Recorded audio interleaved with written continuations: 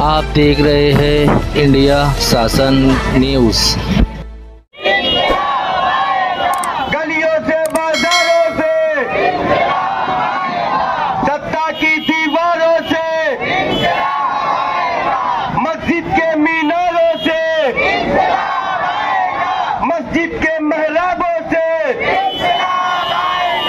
इनकलाब आएगा,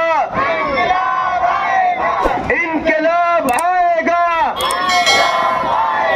इस्लाम पार्टी, इस्लाम पार्टी। आसिफ साहब आगे बढ़ो। इनकलाब, इनकलाब, इनकलाब, इनकलाब। आवाज दो। आसिफ साहब आगे बढ़ो। इस्लाम पार्टी, इस्लाम पार्टी। जोर से आवाज दो बच्चों, बड़े थक गए, तुम थकना मत, तुम लोग इनको रास्ता बताओ। इनकलाब, इनकलाब। आवाज दो। आसिफ साहब आगे बढ़ो। इनकलाब आएगा, इनकलाब आएगा। सत्ता की गलियारों से बच्चों के अंदर इनकलाब पैदा हो गया। सत्ता की गलियारों से, सत्ता की गलियारों से, मस्जिद के मीनारों से। बहुत बहुत शुक्रिया। इंशाल्लाह आने वाला हकीकत में जरूरत है नौजवानों की। तो नौजवानों, आज आमीन को आपने देखा, आमीन को आपने कभी तकरीर करते सुना था किसी ने? आज देखो अल्लाह काम ले रहे, क्या बात है, अल्लाह जो है काम ले रहे। वरना रिजवान तो इस्लाम पार्टी का पहला मेयर अपनों को बैठाना है, ये अज़्म लेकर आज यहाँ से उठो। क्योंकि जन्म दाखिले के मामला तो वो कॉर्पोरेशन से स्टार्ट होते हैं, नल पट्टी हो, घर पट्टी हो, सब छोटे से छोटे मामला जो कॉर्पोरेशन से स्टार्ट होते हैं। आज मालेगांव शहर 70% टैक्स मालेगांव शहर नदिया के इस पार से लोग भरते हैं। काम कहाँ पर होते हैं?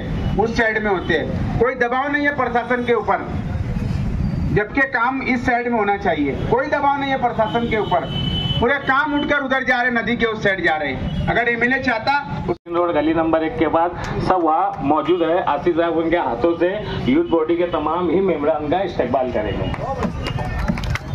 मन्नान सर साहब, लोगों की ख्वाहिश हमारे साथ में इस मूवमेंट का हिस्सा बने। आप ये मूवमेंट का हिस्सा बनोगे तो आपको महसूस होगा, आप जुड़ोगे तो आपको समझ में आएगा कि जो हम आपके बीच में तड़प लेकर इस इलाके में किया गया। इस्लाम पार्टी के सदर शेख आसिफ साहब, नवीद खतीब साहब और युवा सदर आमीन भाई खजूरवाला, मेरा भाई एहसान और इनकी पूरी टीम आज हमारे वार्ड में आई।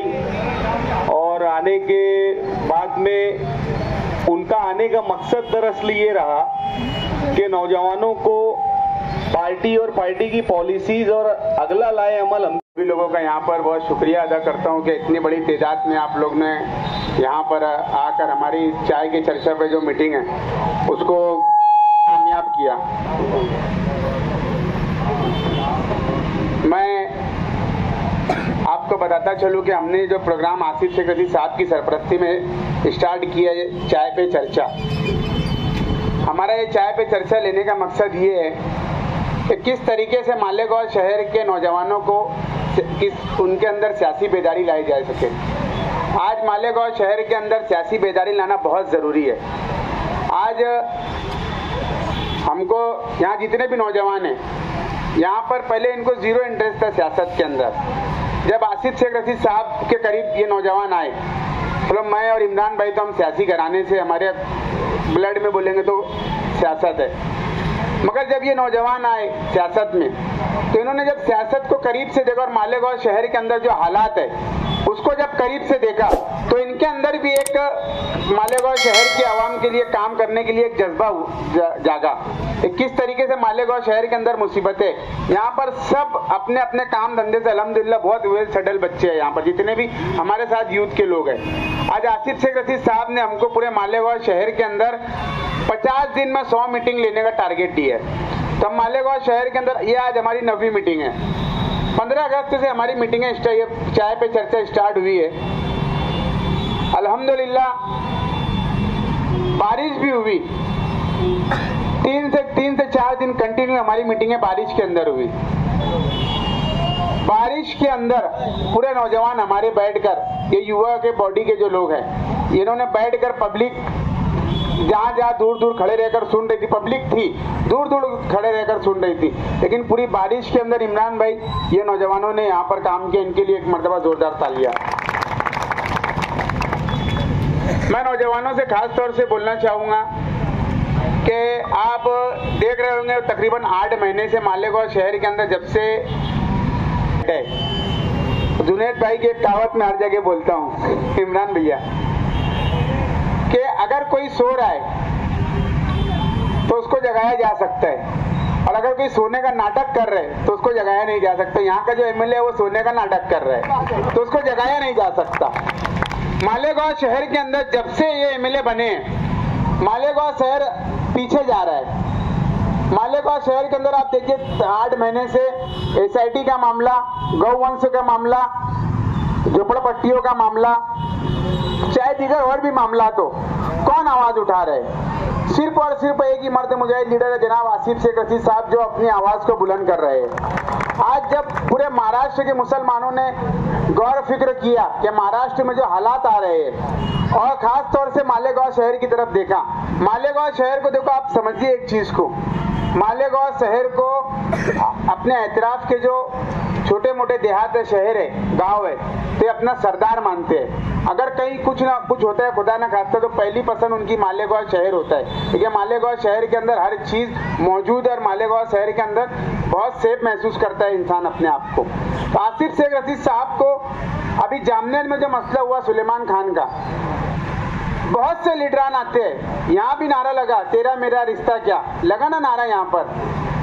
औरंगाबाद का लीडर है, महाराष्ट्र में मुसलमान लीडर है, कौन पहुंचा वहां पर? कोई नहीं पहुंचा। सिर्फ और सिर्फ एक ही मर्द मुजाहिद लीडर पहुंचे, जनाब आसिफ शेख रशीद साहब, जिन्होंने पहुंचकर सुलेमान खान के माँ बाप के आंसू पोंछे। किसी ने नहीं पहुंचा वो चीज। आज तकरीबन 8 महीने से जन्म दाखिले के मामले के अंदर ना जाने कितने नौजवान और बुजुर्ग, खास तौर से हमारी 8 से 9 माँ बहनें तकरीबन 8 महीने से जेल की सलाखों के पीछे बेकसूर सजा काट रही है। ये तुम्हारे और हमारे लिए बहुत बोलना चाहिए कि बहुत शर्म की बात है कि मालेगांव शहर के अंदर बेगुनाह माँ बहनें सजा काट रही है। नौजवानों से बोलना चाहूंगा कि जाग जाओ, ये वक्त जागने गए। अगर तुम नहीं जागे तो आने वाली नस्ल तुमको हमको कभी माफ नहीं करेंगी। ये बोलेंगी कि एक नौजवान लीडर निकला था जिसका नाम आसिफ शेख रशीद साहब, तो चिल्ला चिल्ला कर बोलता था कि मेरे साथ चलो, मुझे शहर और महाराष्ट्र के मुसलमानों को बचाना है। तुम इसके साथ नहीं देंगे तो कल को ये हमारा गिरबान पकड़ेंगे। तो हम यही सोच और फिक्र को लेकर नौजवान आप लोगों से गुजारिश कर रहे कि हमारे साथ चले, हमारे साथ में जुड़े। हम आपको कुछ फॉर्म देंगे, हमारे जो मेंबर साथी की जो मुहिम स्टार्ट है वो मुहिम के अंदर आप जुड़िए। बम ब्लास्ट हुआ, हमारे मुसलमान नौजवानों को बंद कर दिया गया। उस वक्त के जो लीडर थे उन्होंने जो है उनका केस लड़कर जो है उनको छुड़ाने का काम किया, वो बाहर आए। बैठना चाहिए, जिंदा दिल लोग हैं, आवाज नहीं आ रही है, जिंदा दिल लोग हैं। माशाल्लाह माशाल्लाह। मैं अपनी बात को शेर से खत्म करता हूं कि दोस्तों, हम लोगों को ये सोचना, आप देखते होंगे कि मौजूदा सरकार, मौजूदा हुकूमत जो सबका विकास सबका साथ का नारा तो देती है, लेकिन चुन चुन कर वो ऐसे बिल को ऐवान में लाकर मंजूर कर रही है जो मुसलमानों के खिलाफ है।